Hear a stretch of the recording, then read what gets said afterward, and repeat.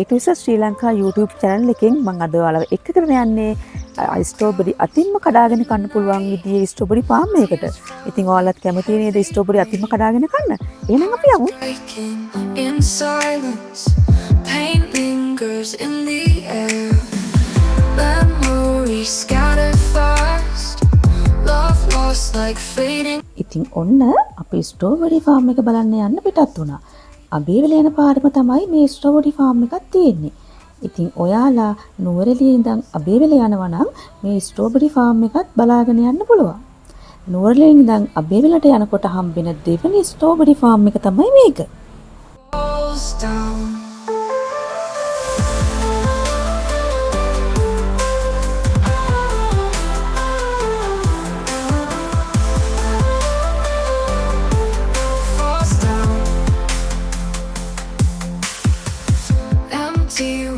Echo loud, your voice a haunting sound. Promises that we vowed, now buried in this shroud. Fingers touch empty space, can't find the warmth we knew. Searching for your embrace, lost in the sea. දැන් අපි strawberry farm එකට ඇතුල් වෙන තැනට ආවා. ඉතින් මේ farm එකේ නම තමයි සෙන් හෝඩි. මෙන්න මෙතනින් රුපියල් 100ක ප්‍රවේශ පත්‍රයක් අරගෙන තමයි අපි ඇතුළට යන්න ඕන.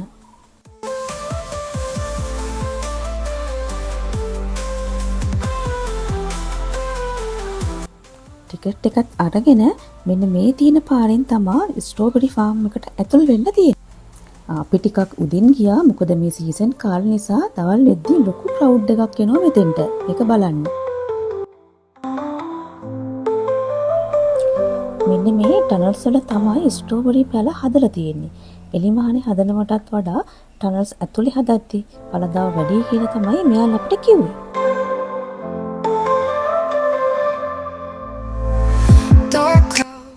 ඔන්න අපි දැන් ස්ට්‍රෝබෙරි ෆාම් එකේ තියෙන ටනල් එකක් ඇතුළට ආවා. මෙතන ස්ට්‍රෝබෙරි පැල ගොඩාක් තියෙනවා. චූටි ස්ට්‍රෝබෙරි ගෙඩිත් ගොඩාරියක් තියෙනවා. මෙතනින් අවසර අරගෙන ආවොත් අපේ අතින්ම කඩලා ස්ට්‍රෝබෙරි ගෙදර අරගෙන යන්නත් පුළුවන්. එක එක සයිස් එකේ ගෙඩි වලට එක එක මිල ගණන් තියෙනවා. Whispers of yesterday and shadows of our fight. After the rain falls down, loneliness is all I found. Broken dreams on the ground.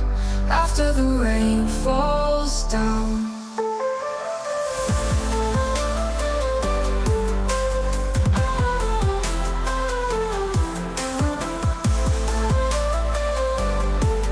Falls down.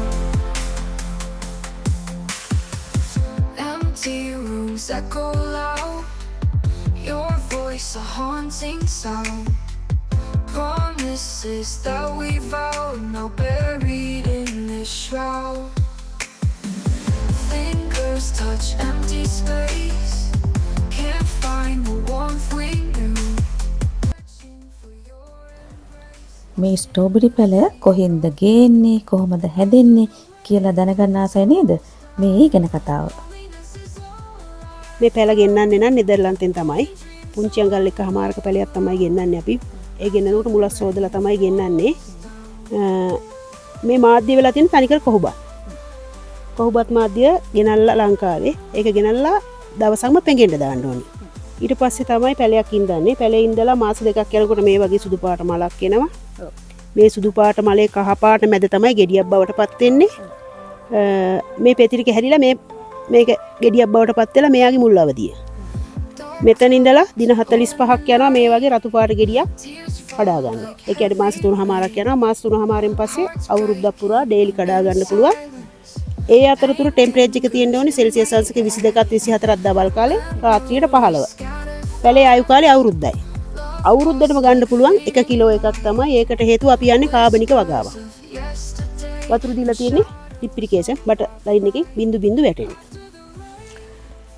හරි ස්ට්‍රෝබෙරි වගාව ගැන දැන් දැනගත්තනේ. දැන් අපි යමු ස්ට්‍රෝබෙරි කඩන්න. මෙතන තියෙන ලොකෝම ස්ට්‍රෝබෙරි ගෙඩි හොයාගෙන යන ගමන් මේ සාමාන්‍යයෙන් අපි කන්නේ ස්ට්‍රෝබෙරි ගෙඩි ඇඹුලයිනේ. හැබැයි මෙතන තියෙන ස්ට්‍රෝබෙරි එහෙම ඇඹුල් ගතියක් තිබුණේ නැහැ. ඇත්තටම කාලා බලපු නිසායි කියන්නේ මේ ගෙඩිවල තියෙන්නේ ඇඹුල් වලටත් වඩා පැණි රසක්. ඉතින් ලොකු සයිස් එකේ ගෙඩි 8ක් රුපියල් 1000ක් වුණා. Empty rooms echo loud. Your voice a haunting sound. Promises that we vowed now buried in this. ඔයාලා රතු පාට ස්ට්‍රෝබෙරි කාලා තිබුණට දැකලා තිබුණට සුදු පාට ස්ට්‍රෝබෙරි දැකලා තිබුණ නැහැනේ නේද? අපි ඒ ගැනත් අහලා බැලුවා. මේක නම් ජපාන් වැරෑටියක්. මේක ජපානයෙන් තමයි ගෙන්නලා තියෙන්නේ. ඒක පොඩ්ඩක් මිල අධිකයි. ඒක මේ කොළ පාටට ඇවිල්ලා ඉදෙනකොට සුදු වෙන්නේ. මේක පයිනැපල් රසක් තමයි තියෙන්නේ. මේ ෆාම් එකේ ස්ට්‍රෝබෙරි විතරක් නෙවෙයි තියෙන්නේ. බ්ලැක්බෙරි සහ ගෝල්ඩන් බෙරි කියලා තව වගා දෙකකුත් තියෙනවා. මෙතනින් ගෝල්ඩන් බෙරි කියන එක අපි වැඩි අහලා නැහැ නේද? බලන්නකෝ ඒ පළතුර කොච්චර ගුණදායකද කියලා.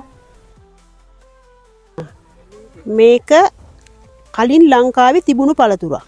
ලංකාවේ මොට්ටු කියලා හඳුන්වලා දීලා තියෙනවා. වීලි කලාපවල වෙල්ලයින් එහෙම මේවා තිබිලා තියෙනවා.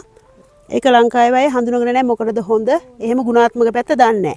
ඒ නිසා මේ පළතුර දැන් හයිබ්‍රිඩ් කරලා නෙදර්ලන්තෙන් ගෙනලා තියෙන්නේ. මේක ගෝල්ඩන් බෙරි කියලා තමයි හඳුන්වන්නේ. Golden berry and gooseberry.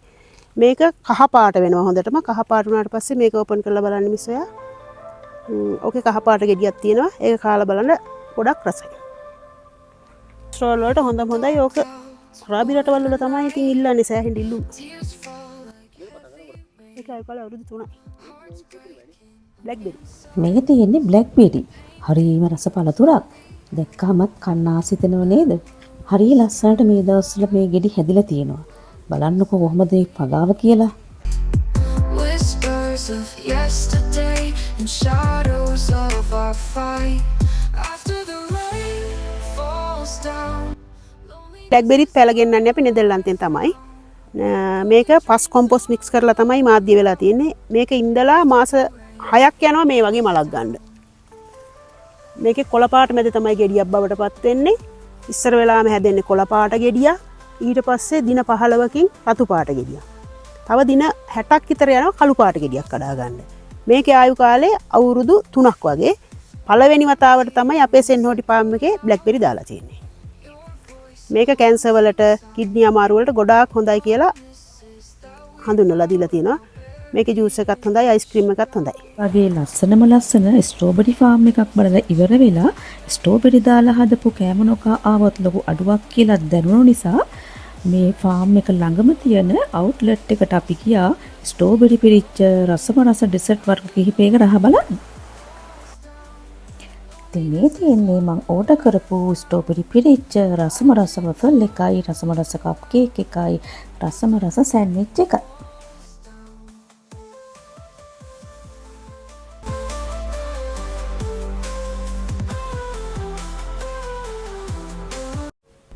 ඔන්න ඔහොමයි මගේ ස්ට්‍රෝබෙරි ෆාම් රයිඩ් එක ඉවර වුණේ. ඉතින් මේ වගේ ගොඩාක් ලස්සන තැන් බලන්න, ඒ ගැන දැනගන්න ඔයාලා ආස ඇතිනේ. මේ වගේ ලස්සන වීඩියෝස් ගේන්න, ලස්සනම තැන් හොයාගෙන යන්න මං හිතාගෙන ඉන්නවා. ඒ යන ගමනේදී මාත් එක්ක ඉන්නයි, මේ වීඩියෝ එකට ලයික් කරන්නයි අමතක කරන්න එපා. Dark clouds roll in the night. Tears fall like heavy rain. Hearts breaking inside.